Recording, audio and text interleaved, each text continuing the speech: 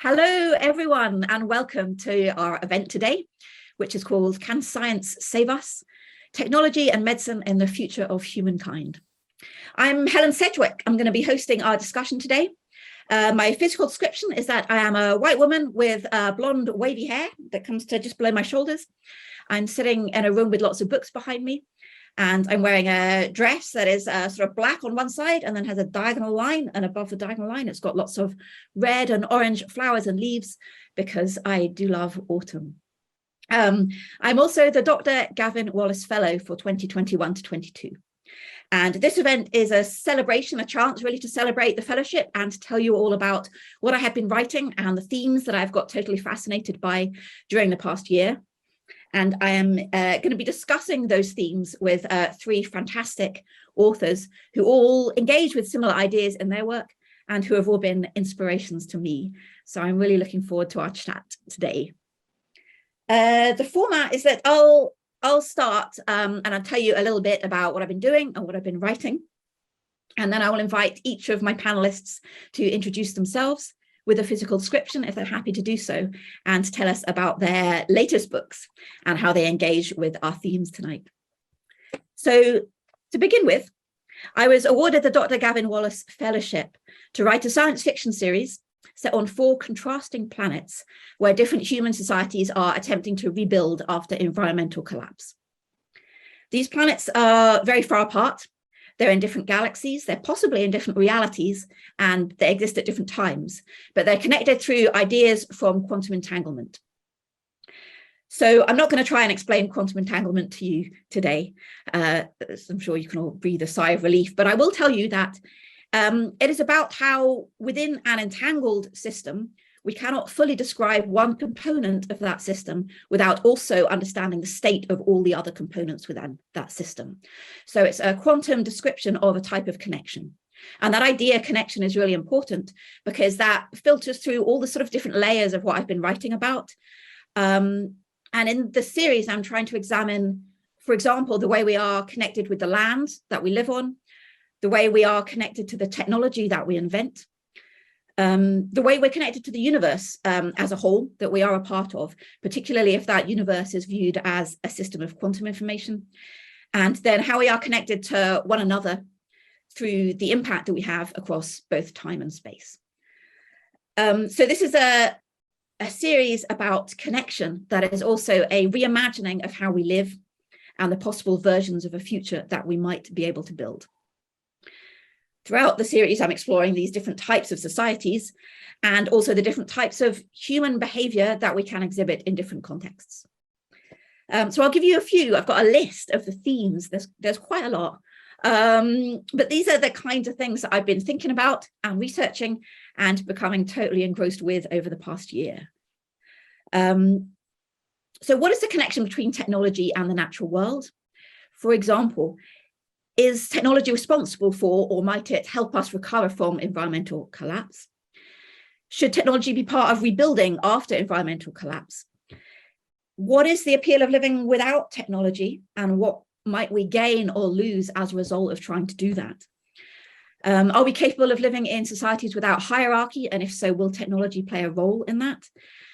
How medicine and technology can be used as a means of power or control, and as such they can be used to either entrench existing inequalities or to help us move beyond the inequalities that we have today. There's a kind of central theme about who is considered valuable and why, who we choose to save and why, who has access to our technology and our medicine and why. And along with that comes a theme of what is the reach of human empathy and how can that be changed by science and by technology? How do we treat disability and illness and difference? And how can that be changed either by advancing technology or by a loss of technology? And finally, whether we can learn to live in balance with the natural world while maintaining individual freedom and choice. So very easy themes to address. I've got them all nailed down in the series, as you can imagine. I don't. And what I'm doing really is asking loads of questions and trying to explore loads of different possible versions of how we might look in the future.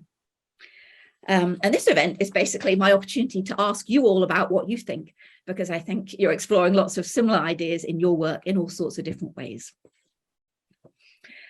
So let me introduce you all. First up, Eva Dundas. I would love it if you could tell us a little bit about yourself and about your new novel, Hell Sands, that I think intersects in a really fascinating way with what I've been doing. Sure. Thanks, Helen. It's an absolute pleasure to be part of this panel, and your work sounds really exciting, Helen. I'm so looking forward to it coming out. So yeah, I'll start with a physical description. I'm a white woman in her 40s with short, bright green hair. I'm wearing a black jacket and shirt with a gold necklace and a jewel in the middle. And just behind me is a gold bed frame, a red wall, and you can just see a couple of pictures with gold frames. So I'll just start by telling you a little bit about what Hell Sands is about. Hell Sands is a sci-fi thriller, and it's set in an alternative dystopian UK where the NX, which is a kind of cyborg doll-like personal assistant, has basically replaced the smartphone as this ubiquitous thing that everybody uses. And I brought along with me to show everybody a Blythe doll. I have props. It's like show and tell at school. Because I based the NX on dolls and robots, obviously. And the NXs have a similar kind of big round face and big eyes. And for people who are listening, I'm holding up a doll, and it's wearing a pink dress and has long blue hair. So the NX was kind of based on those, but also kind of, a bit similar to, I guess, having a pet or a familiar, or like a demon in the Dark Materials trilogy, that kind of thing. And just kind of, from being a kid and being obsessed with robots, and just the idea of having your own little personal kind of robotic or cyborg assistant. So this is a world where this is everywhere, and it's also where the population is controlled by its bliss reaction to Hell Sands, which is a kind of enforced, ubiquitous typeface that's everywhere. But there's also a minority of the population who are allergic to the typeface, and they're called deviants, and they're forced to live in ghettos or on the street. And the story follows two main protagonists. The first one is Jane Ward, who's a queer woman, and she's CEO of the company that develops the NXEs. And she's powerful and in league with the government until she suddenly falls ill with the allergy. And she loses her charmed life and languishes in the ghetto until her story collides in the third part with the other protagonist, Dr. Eco Smith. And Eco is a queer woman, and she has a Hell Sands allergy cure, and she's on the run from the government and the Seraphs, who all have their own agenda for the cure. Oh, and sorry, yeah, just to explain who the Seraphs are, because people will be like, the what? The Seraphs, they run the ghetto and are either called terrorists or freedom fighters, depending on your point of view. Thank you very much. It's such a fantastic book. I loved it. And it's unlike anything I've read before, which is just really exciting. Gives you goosebumps when that happens, I think. Thank you, Helen. So, no, thank you for being here. And next up, Rachelle Atalla, could you tell us a little bit about The Pharmacist, if you wouldn't mind? Of course. Thank you again for having me, and it's such a pleasure to be here with all of you. So yeah, I'm Rachelle Atalla.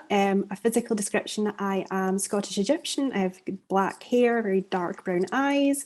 I am wearing some dungarees, a grey t-shirt, I have to remind myself what I'm wearing, and a cardigan. And behind me is a very kind of empty-ish bookshelf in a holiday cottage that I'm currently sitting in.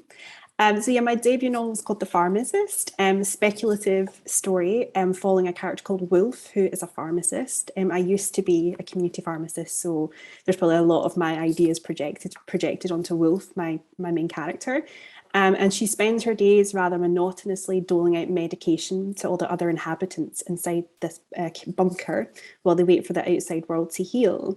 And then when the erratic and kind of paranoid political leader of the bunker takes a shine to Wolf, questions of like corruption, morality, and survival come into play for her. So it really is a novel about, you know, what are you willing to do for your own survival, with the leader kind of offering, saying, you know, you scratch my back, I'll scratch your back, and I can make your existence in this quite bleak environment better.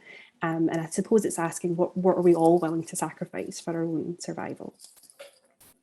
Thank you very much. Another superb book, and that was your debut, which is very exciting and huge. And terrifying. A superb book. Thank you. And then we come to Jane Alexander. I wasn't even sure which of your books to highlight, but I've gone for the Flicker Against the Light, which is your short story collection. Could you introduce yourself and tell us a little bit about that? Absolutely. Thanks so much, Helen, for inviting me to be here, and amazing to hear about the fantastic things that everyone is writing and has written so far. So I'm Jane Alexander. My physical description, I'm a white woman with grey hair, glasses, in my 40s, sitting in front of some heavily laden bookshelves. You can't really see what I'm wearing, so I won't bother describing that.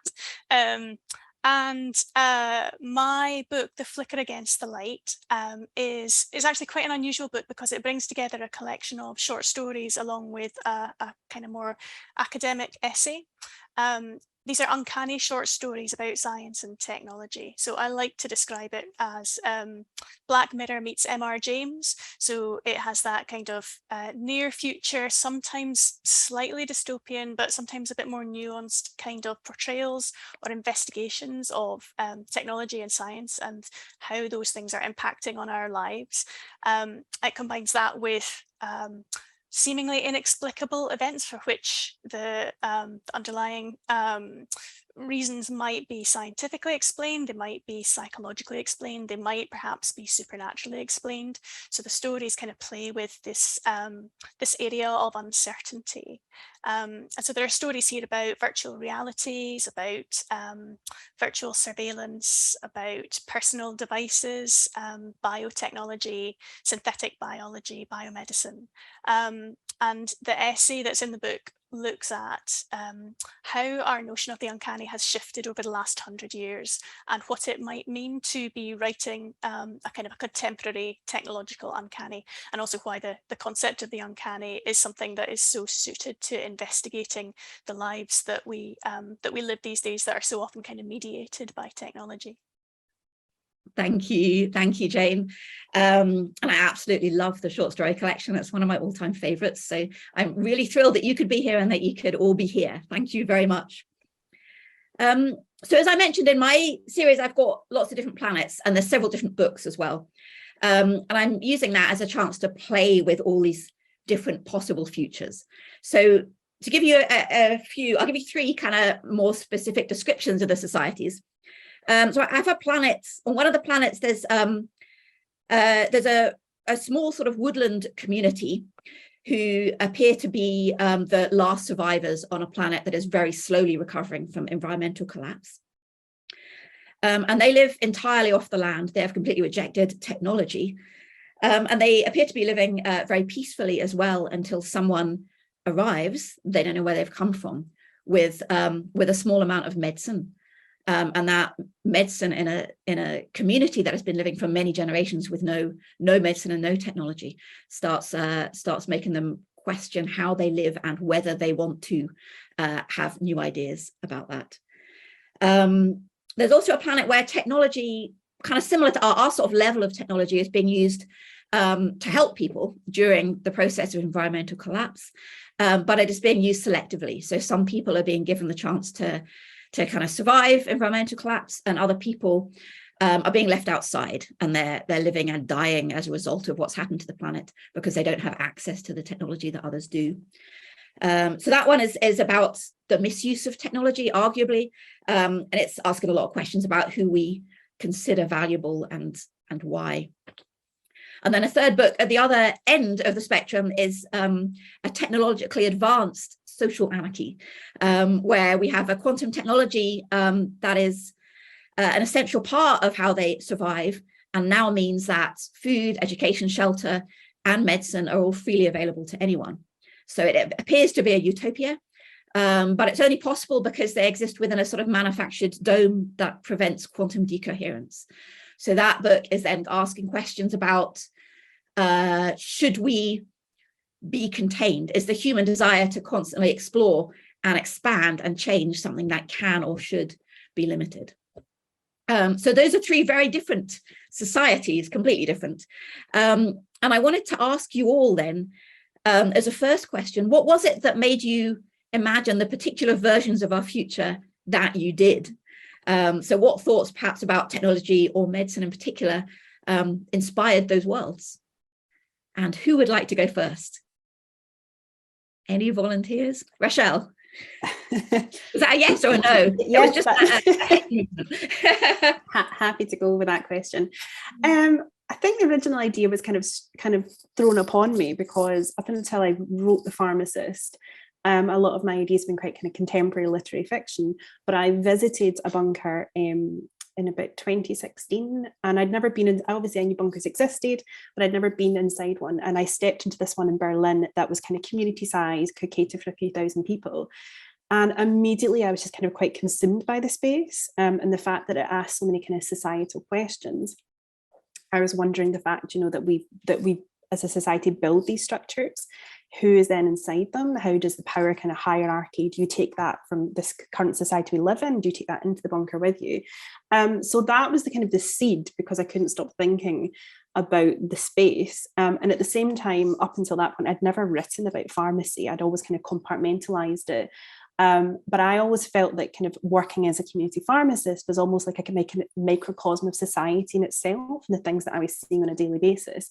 So I wanted to bring that kind of that idea into the bunker and wonder, what is it like to live in this space? And I wanted to write something that I felt was, yes, it is speculative, but actually it's not so far removed from what we're currently living in and a lot of the problems we're facing.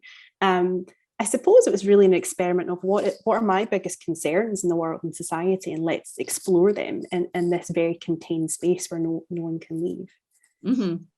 Yeah, it's very much a book about power, I think. Who has the power? Yeah. And what does that mean? But we'll come back to that, because I want to give everyone a chance to answer the first question. Eva, where did yours come from? I know it was inspired by a lot of our issues today. Sure. Yeah. I mean, the Hell Sounds idea basically came about from my own experiences living in this society as a disabled and chronically ill person. So it's a dystopia, but it's not far off from what we're living now, or had been living even, pre-pandemic. Because when we were suddenly thrown into the pandemic, a lot of non-disabled people were like, oh, we're suddenly living in a dystopia. But disabled people, particularly in the UK, around the 10 plus years living under Tory austerity, had already been living in a dystopia, but just nobody cared, and I think the pandemic kind of really threw that into sharp relief, I think, although our stories are still kind of being ignored, but I think things are changing.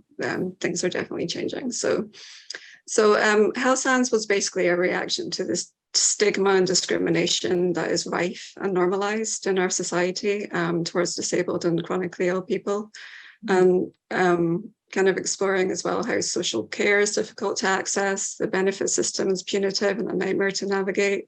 The medical establishment is not great at dealing with chronic illness. However much you love the NHS, it needs a massive overhaul in terms of how it deals with chronic illness, because it does not work for us. Obviously, I'm glad it's there and that it's free, and we need that. But I think it definitely needs to work for people who are chronically ill. And of course, people with illnesses like I have, which is ME and fibromyalgia, we experience a lot of this stigma in general, but also from the medical community. There hasn't been much in the way of money put into funding for research into these illnesses. Although quite recently, there is a huge research happening at the minute called Decode ME, which is quite exciting, but we've been neglected for decades. So basically kind of all these things, which sounds quite heavy and quite realist on the book isn't, but all these things have kind of fed into the book. But I've basically, first and foremost, the book is a sci-fi thriller. So I do kind of construct that kind of sci-fi thriller narrative, but with all these kind of themes and everything going on underneath. So I kind of, but first and foremost, yeah, the sci-fi thriller and that kind of story comes first, but this is what it was born out of, basically. Yeah, and I think that's one of the reasons I found your book so powerful, because we don't often see that, really, I don't think, explored in literature. And certainly reading yours highlighted for me how important that was as a theme in mine. I think when I first started thinking, well, I've been thinking about the sci-fi for years, actually, long before the fellowship. And that wasn't the starting point for me, but because I was then diagnosed with a chronic illness, I have HSD, that became something that I was increasingly thinking about. And I realized that that was one of the most essential themes in my book. So I suppose thank you for doing that, because it made me realize what I wanted to do too. And I think that's a hugely important thing to have written. So that's so lovely to hear, Helen. Thank you. So Rachelle and Eva, both of your books, I think, are quite are looking at, they're both quite political, but also systemic. They're looking at the kind of systems of power and the way they are failing people in different ways. Whereas Jane, I think yours is perhaps more personal than that. You're looking at very much how technology impacts with ourselves, with our identity, with our bodies. Could you talk a little bit about where that came from for us, maybe? Yeah, when I set out to write these stories, I thought that one of the things I wanted to do was to explore kind of psychological, physical, and social impacts of various different kinds of new technologies. The social impact has probably been the thing that I've explored least interestingly. There are stories that open out onto questions of, kind of medical marketplaces, for instance, kind of ethical questions around that. But they have turned out to be generally quite kind of intimate stories, I think.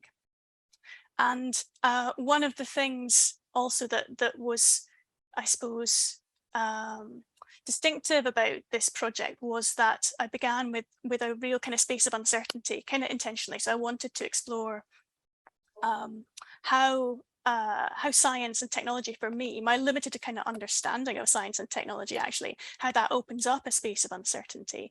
And I had a lot of uncertainty around what I was actually going to write. I started off writing stories that were about, I suppose, emerged out of my sense of kind of dissatisfaction with the impacts of, for instance, kind of digital technologies, social media type technologies, how I felt that was impacting negatively on my own kind of life. But there was a real kind of journey in the writing of these stories that moved from that kind of examination of the impact of kind of, you might say, like applied technology, the gadgets that we use in our lives. And I ended up writing more about, as you say, about bodies, about the impact of technology on the human body. I ended up writing a lot about kind of ambivalent feelings around technology.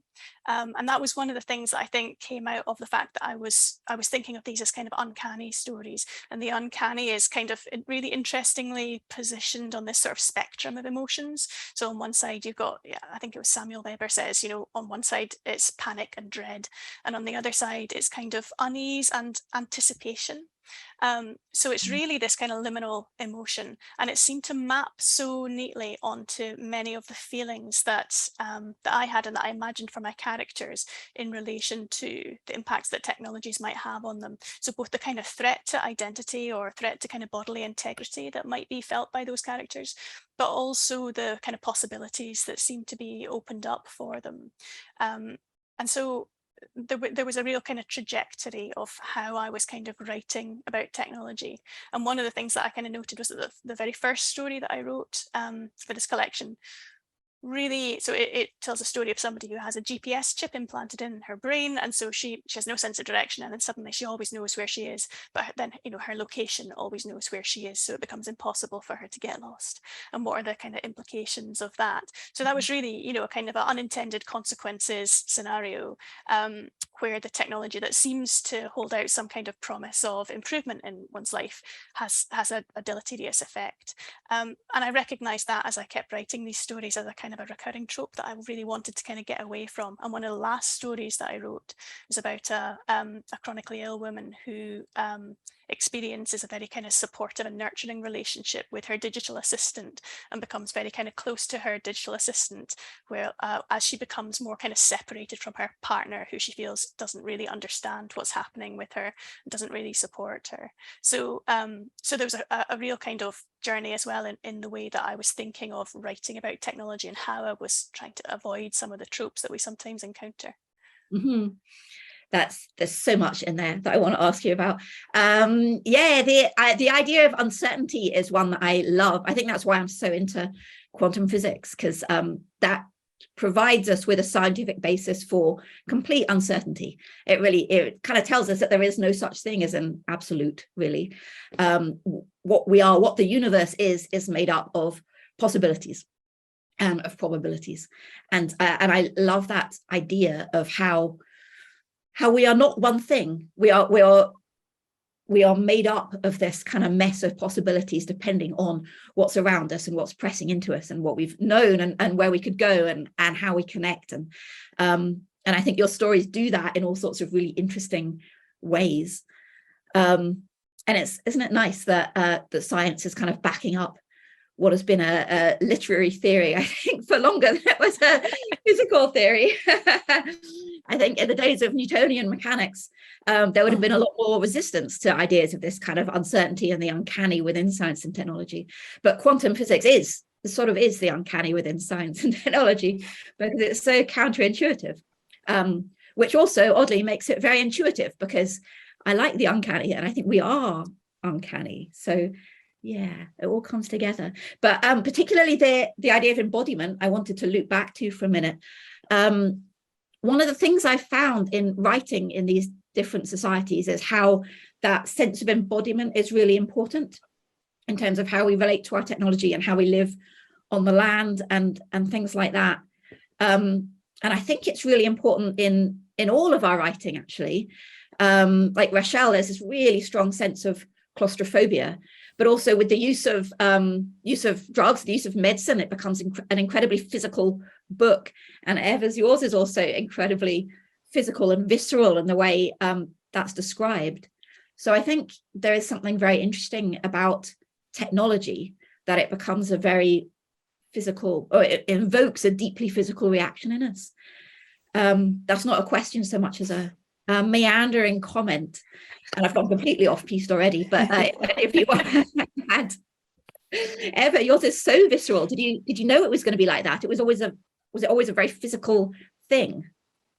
Yeah, I'm a big fan of horror, and particularly body horror. I always have been big fan of, particularly in film, probably a little bit more than books, but books as well. But the David Cronenberg's oeuvre, a lot of my favorite horror films like Reanimator and so on are about basically kind of exploring anxieties around being embodied, but they're also like quite schlocky, and I have a love for that. I don't kind of see this separation between like high art and low art, and I think even these kind of so-called low art schlocky films have something important to say.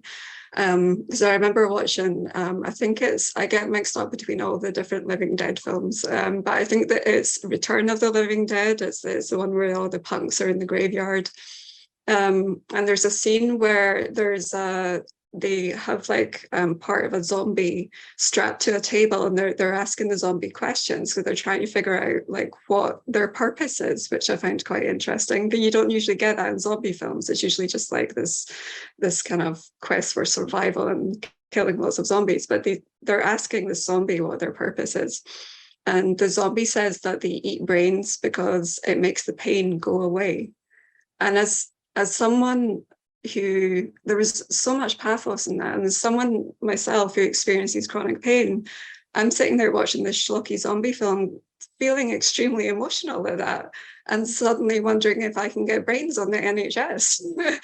I'm just like, I'm totally, and again, I'm empathizing with this zombie.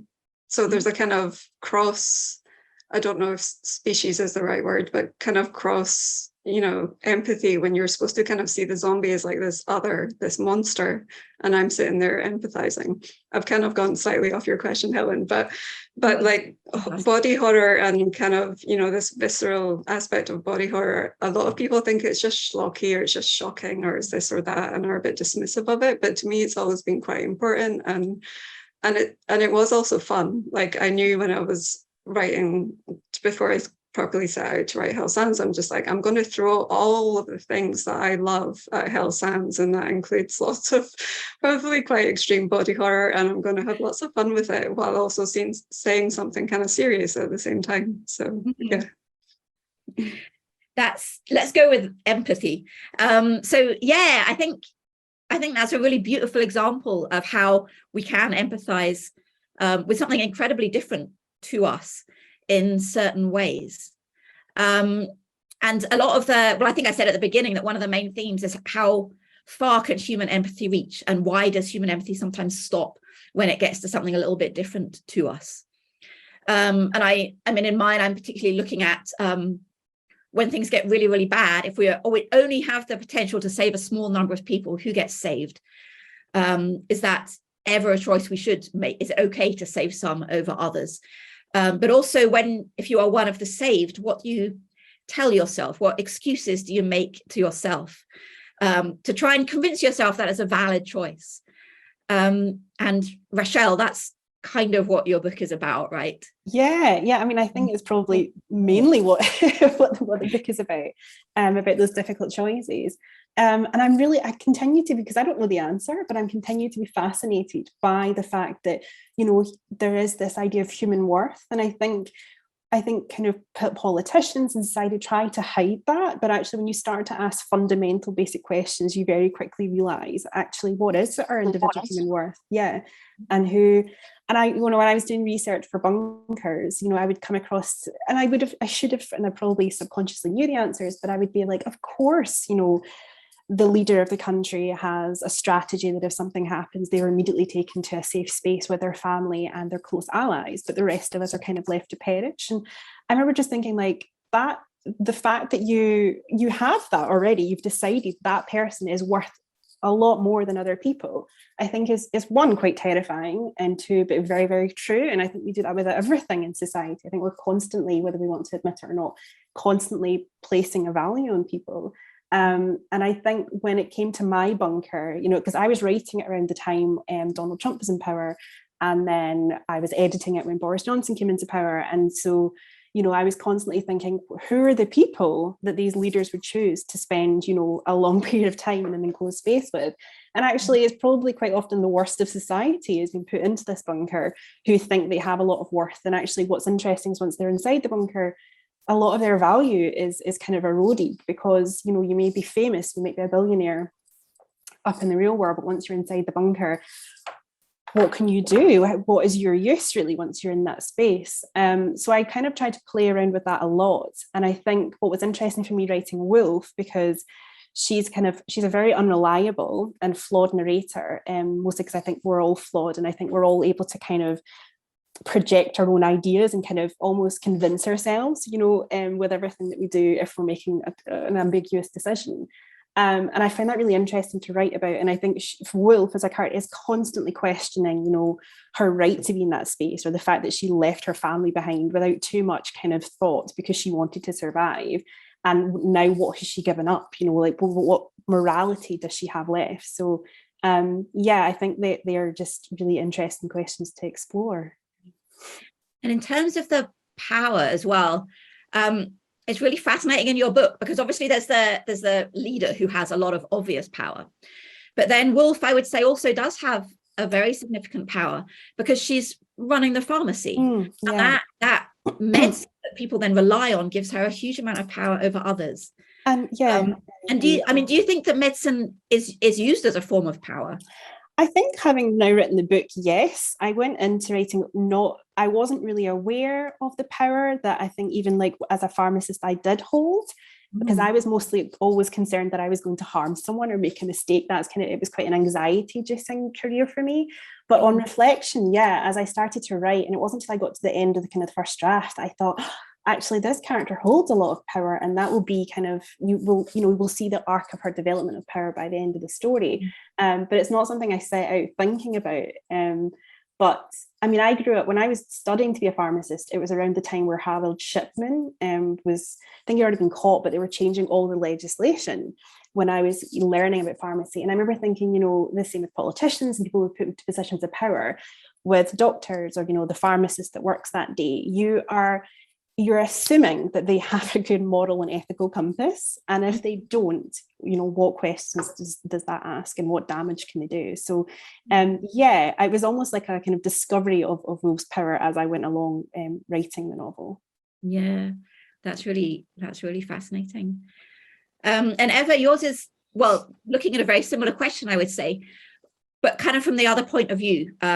Well, from both points of view, actually, but would you like to talk a little bit about how much power disabled and chronically ill people have or don't have, and the sort of power that the people who control the medicine have over our lives? And Jane, this might be something that you want to talk about as well, because I think probably it affects all of us.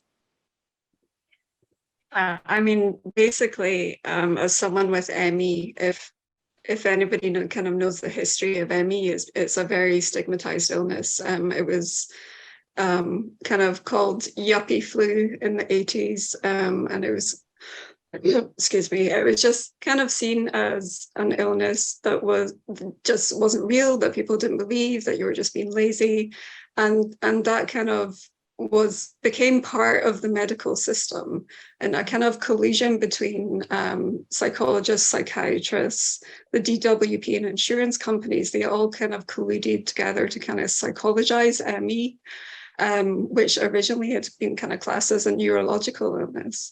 And this is like a huge controversy and scandal that just hasn't really been properly addressed yet, and has basically just ruined people's lives.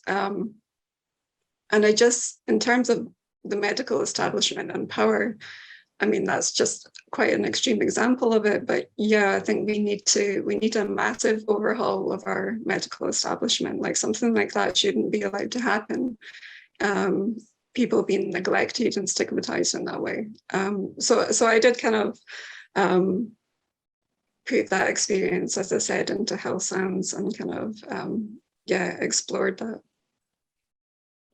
And Jane, do you think we're losing power over our own bodies from the sort of the technology, the medical technology that is impinging on us? Or do you think we can claim power through that? It's a really interesting question. There's not an answer, I realise. Yeah, no. So, again, kind of writing these stories, it was all about discovery for me. I didn't really have a kind of a particular kind of a message, or I wasn't really trying to kind of convey anything particularly. I was kind of writing story after story and then kind of setting them alongside each other and just kind of seeing what the patterns were, what the recurring patterns were, how the themes spoke to each other, and so on. And one of the things that emerged was this sense of, I've mentioned before, this kind of ambivalence, but this particular sense of kind of excitement, tinged with fear, tinged with dread. And sometimes I wanted to work very kind of carefully with that. So I've got one story, for instance, which is about a woman with a prosthetic lower limb. And I was very conscious writing that story. That came out of conversations that I had with a psychologist at Queen Margaret University, Claire Ootman, who was incredibly helpful around this. And it was important to kind of balance the kind of uncanny charge that you might get from, a piece of one's body which is kind of somewhere in between living and not living, in a sense. When you attach it to your body, then it's a part of you, it's a part of your limb, but it's also it's a prosthetic, it's an inanimate object. So it's one of those kind of, when Freud wrote about uncanny tropes, he was sometimes talking about that kind of blurred border between what's living and what's not living, what's animate and what's not animate. But at the same time, it's a piece of technology that is incredibly useful and liberating for somebody who's had a lower limb amputation. So kind of balancing that sense of maybe, regret for what kind of mobility, for instance, one used to have with what one is offered by this kind of prosthetic technology, that's a kind of a case where I was working very kind of consciously, I suppose, with ideas of what technology can take away and what it can add. But very often I was just kind of watching what emerged on the page, and it did seem to be this real kind of uncertain territory in which we have all these kind of mixed feelings about it. And I suppose it goes to ideas of, what does it mean to, what does control mean in that context, and are we inviting these technologies in? Are we making informed decisions about these kind of technologies? And then that kind of wider question about who has the power. So, Rachelle, you were talking about people, medical professionals who are operating with a good kind of moral and ethical code, but even in a kind of a, even people who do have those kind of good moral and ethical codes, if they're operating in a particular system, then there is going to be a kind of an imbalance of power. And there's always a question there about, how in control we are of decisions that we think we are making whilst we're in full control of ourselves. And that opens out onto, I guess, huge discussions about kind of technology companies and kind of extreme capitalism and so on. But I don't know if we want to go there. I don't know. I mean, it would take another hour. It would. Yeah, we need another session. Possibly lifetimes. It's interesting that you mentioned capitalism. All my societies do have something in common in that there is an anarchy in all of them. And I'm exploring how that would work, because I just think we need to get out of capitalism. I cannot see how it can be fixed at this point. I think it just needs to end. That is my feeling about capitalism. I think it's at the root of so many of these problems. But then, of course, anarchy is not straightforward. And then you get a lot of questions about, well, how do human beings behave in different environments when they're under pressure, when they're scared? At what point do we need to step in? And to what extent do we allow complete personal freedom? And these are not simple questions. And they intersect, I think, with technology, because that carries so much power with it and can carry so much power over others. And it also comes, of course, with knowledge. And that brings us to sort of education and how we educate and things like that. And in the different books I'm writing, one of the differences between the societies is whether education is given in this sort of storytelling, very accessible storytelling, which gives a sort of moral code, I suppose, and a sort of an idea around how they should behave, compared to the very technological society where everyone is highly educated. And the technology is bringing out a lot of good, but it functions in a different way. Education can function in different ways depending on how it's used. What was I going to say? The uncanny. So the uncanny, if I've got my definition right, is the familiar made strange. But in terms of technology, I find that really interesting, because also the strange can become familiar given enough time, right? And one of the things I often think about is how I'm partially sighted. I wear contact lenses. Even then, my eyesight is often really bad. I need to print out sort of huge type to read from, because I lose my vision when I'm exhausted, when I have chronic fatigue and things like that. But we just accept that so naturally, because we're so used to people wearing contacts and glasses and things like that. And of course, it's at some point once in our history, probably that did feel uncanny, but it no longer feels uncanny to us. So it's a movable thing, I think, how we relate to technology in that way. And one of the things I did in my society where there is no technology, I wanted to create a very accessible world, partly because there's been a leveling there. So there are no glasses, there are no contact lenses. There's also no electricity. When it's dark, no one can see. And so they've sort of developed this system of natural navigation aids that they all use. And so if someone is blind, as one of the characters is, it doesn't, that everything is there. The world is accessible to them already. And that kind of thinking has become very natural to them. On the flip side of that, they're living in this world that has been destroyed. So they're all malnourished and they die incredibly young and they have a really, really hard life. But there has also been a shift in the mindset in terms of valuing every individual as essential, and also realizing that you have to make the whole of a society accessible for the good of everyone, not just for the good of of minority groups or anything like that. So is there hope? This is a really easy question for you all. Do you believe that there is hope for our future? And is it coming from technology or from a change or a loss in our technology? And my daughter is now trying to get into the room, which tells me we're probably getting towards the end. But this question, and then maybe a question about cyborgs. Is there hope? Who would like to take that one? Do we have hope through technology? Anyone? Jane's got it. Yeah. I am an incorrigible optimist. That is just my natural temperament. So I'm always going to say there's hope. It's not necessarily based on anything, on any evidence of any kind.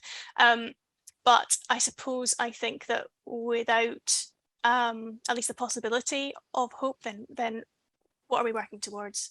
And I think it has to come from both sides. You know, if there is going to be hope for, you know, for instance, combating climate change, there have to be technological solutions, but those have to come alongside a change in how we live, a change in what we value, a change in, you know, this relentless focus on growth all the time, which is of course completely unsustainable.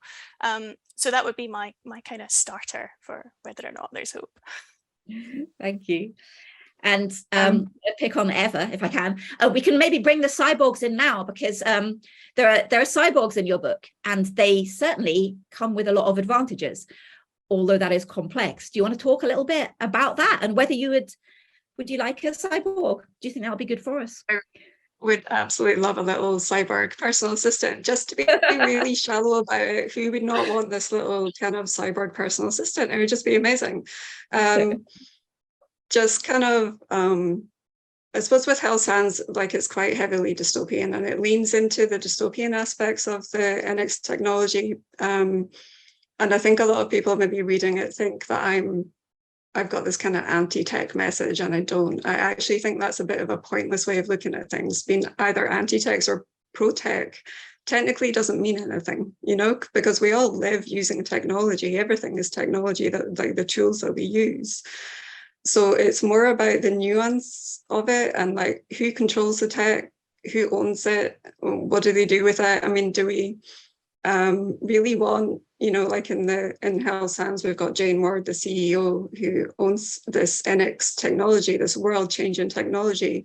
Should she own that? Should she have that power? And similar, you know, should Musk and Bezos, should they be able to play spacemen? Should they, just because they have all the money, you know, does that give them the right to kind of do what they do? So is it about, you know, should we bring these kind of things into public ownership? Should they be legislated better? It brings up all those kind of questions. But just to go back to the NXs, I was thinking how useful they would be in terms of, you know, for disabled people. I mean, it would be amazing. They have access to pretty much everything in terms of who you are, which is a bit scary in some ways, and in surveillance and things. But also they could immediately diagnose. They can treat you. You don't have to kind of this fight that chronically ill people have gone to the doctor and dealing with stigma and discrimination.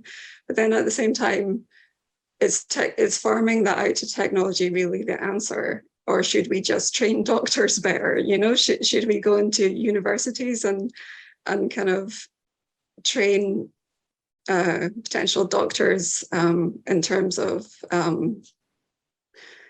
you know, in terms of like illnesses like ME? Should we just destigmatize that instead of like just going, you know, instead of the answer just being, oh, we'll go to tech instead because humans are flawed. Plus our flaws, you know, we make the tech isn't objective. So our flaws are going to be part of the tech. So like there's all sorts of like different issues, but that's kind of my point in terms of anti-tech or pro-tech not being particularly useful. It's more about the nuances and how we use it and who owns it. I'm also going to do a slight segue in that the question, can science save us? Who's this us? You know, part of what I've done with Hell Sans is I've touched a little bit on animal rights and on the fact that our society is basically built on the backs of non-human animals. We torture them, we murder them in the millions around the world every day, and we take that for granted, and we think we're good people. Everything is always about human beings. We're very anthropocentric when we think about, can science save us? So I kind of think it's interesting to explore who this us is, and what kind of responsibility we have to non-human animals. Yeah, I think that is such a good question. I'm really glad you brought it up. And I think it's a huge question as well. It's one I think about all the time. Do we want to save us? Is something that I have come back to quite a lot while writing this. And it's why I ended up with this sort of, one of the societies is contained in this dome. And even though it's a version of utopia in a way, they have it's a very equitable society. They have come to the conclusion that human beings do too much damage. They do not let themselves out. They are shielding themselves from the rest of the universe so that the rest of the universe can be better off without us. And I don't know exactly how I feel about that. I don't know if it would work. I'm not sure that human beings can be contained. I think we would break out. But I do think we need to ask ourselves very seriously about, is the best possible result really our continued existence? And that's a pretty dark question. I'm not going to end on it. But I think that also feeds back into things like, do we want to use medical technology to make our lives as long as possible? Is there a way of making our lives better, in fact, and more meaningful, rather than constantly trying to extend them? Which is also sort of ties in with these ideas of how we use medicine, and if we're in fact using it in the right way, or if there are more complex issues that we might need to explore. And yeah, what shall I do next? I was going to talk about apocalypse as well, and I'm pretty sure Anne thinks I should stop talking soon. So all of my societies have been through an apocalypse. Interesting. I would say all three of you are writing about dystopias. Jane, less so. Certainly, Evan, Rachelle, yours are dystopias. And what I've done is completely cheat. I've jumped over the dystopian bit. There's been an apocalypse. The planets are destroyed. It's been horrendous. And now, many generations later, we're trying to rebuild. How do we do that? Do we use our technology? Do we start from scratch? Do we completely rebuild the way we think? Do we try and erase hopefully our social conditioning has been erased? Do we try and put in a new type of conditioning to live better? Was there some words there? Yeah, there were. I think that's so fascinating, because it gets right to that question again, Helen, doesn't it? Of what is the point of saving us, if us is humanity? If there has been an apocalypse, and if there are these kind of scattered survivors of the apocalypse, I suppose on a kind of an individual kind of I'm not sure what the right word is to use here, but say a genetic level, then the point is to procreate, to keep going. But more widely, what is the purpose of that? What is the point of that? Mm-hmm.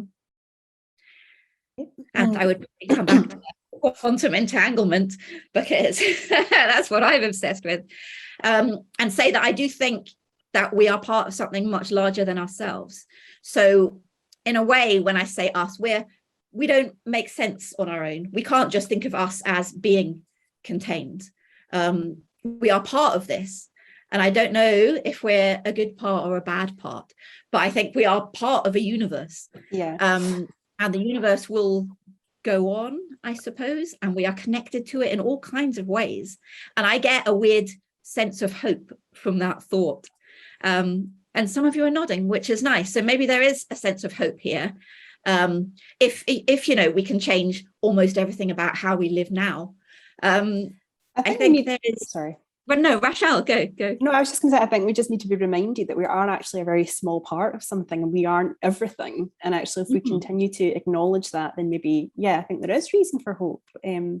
But at the moment, I feel like sometimes, I read articles and I think, we don't deserve to be on this planet. Look at what we're doing. Look at the damage we've done to everything else and to ourselves. And I think, sometimes I take comfort in the fact that if there was an apocalypse, or, the human race was wiped out, I think, oh, well, or for example, you know, climate change, the climate emergency, I'm like, well, actually the planet is still here. It's just not us, you know, and maybe on the worst or the darkest days, I think we don't deserve to be here. But I also think that, you know, humans have the potential to be good and work collectively for a better cause and to treat everybody and everything around us better. And if we can kind of get on board with that, then I think there has to be hope, like what Jane said. What's the point if there's not? Yeah, I think so too. Yeah, I think I believe in hope, but not a nebulous hope, like hope that involves action, like actual action. And, you know, as Helen said, you know, simple, let's get rid of capitalism, you know, just like let's overhaul the medical establishment, like let's, you know, but we kind of shown with like this kind of, you know, when the pandemic hit, we were able to make like vast changes extremely quickly. So I think this kind of inertia that we're in is actually a kind of false inertia. If we want to make change, we can make change. And I think disabled people should be running the country, you know? I think, as Helen said earlier, good access is good access for everyone. It helps everyone. And I think if you have disabled people running the country, then we'd change the benefits system, we'd change social care and the medical establishment, we'd oversee new builds, so homes, businesses and culture is accessible, and it would benefit everyone. Obviously, you know, in Health Science, I did talk a little bit about kind of ableism within the disabled community, and you know, it's obviously not going to be perfect because we're human, but we would definitely overhaul the law and bring lots of improvements. But the irony is that disabled people are very much, you know, there's high unemployment rates, but I'm sitting here saying we should run the country, you know, whereas some people would think we're not fit to run the country. So yeah, there's a lot of issues here. And that I will just end by saying that word fit is such an interesting one to use, because I would say that fitness, those of us who are fit are those of us who are able to see change and able to adapt to changing circumstances. And that's a very different interpretation of the word fit to how it's used by the kind of people who are currently trying to cling on to power. But absolutely that sense that we can change, that we have possibilities within us and we can look at things in a different way, that I think is where the action is going to come from and where the hope can come from. And we should probably stop there. I've managed to end on a hopeful note. I did not know if I was going to pull it off. But I would like to say a huge thank you to you all for being here. This has meant so much to me. And I love all your writing. And it's been so great to discuss these issues with you. So Rachelle, Jane, Eva, thank you so much. This has been brilliant. A huge thank you to Anne, who has been hosting behind the scenes. Thank you, Anne. And a huge thank you to Creative Scotland for all their support throughout my fellowship. So we'll stop there. Thank you so much. Thank you. Bye-bye. Thanks so much, everyone. Bye. Bye. Bye.